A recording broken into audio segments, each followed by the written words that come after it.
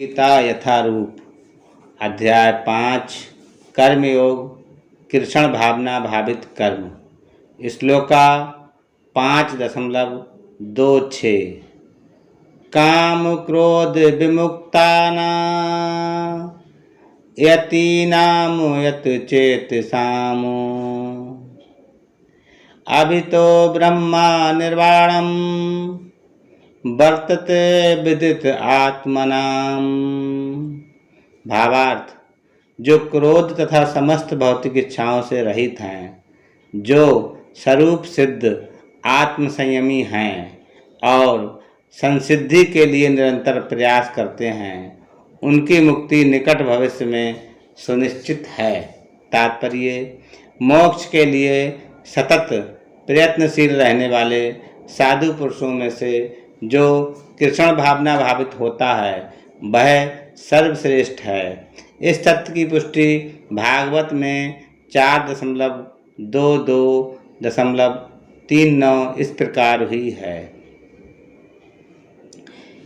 यत पादप पंकज पलाश विलास भक्त्या कर्माशयम ग्रंथिम उद्ग्रंथयन्ति संता तदन्रिक्त मतयो यत यो अपि रुद्धो स्त्रोतो गणास्तमरणं भज वासुदेवम।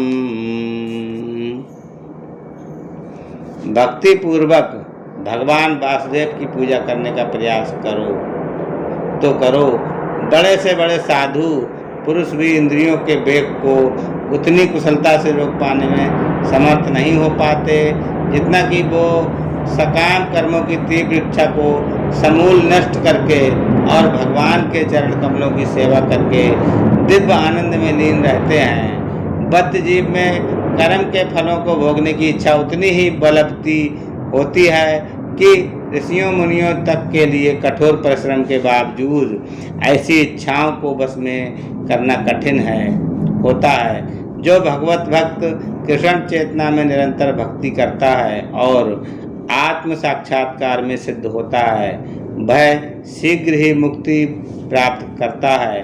आत्म साक्षात्कार का पूर्ण ज्ञान होने से वह निरंतर समाधिस्थ रहता है।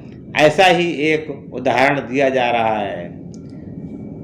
दर्शन ध्यान ऐसा स्पर्श है मत्स्य कुर्म विहंगमा स्वान पत्यानि पुष्णन्ति तथा अहम अपि पदजो।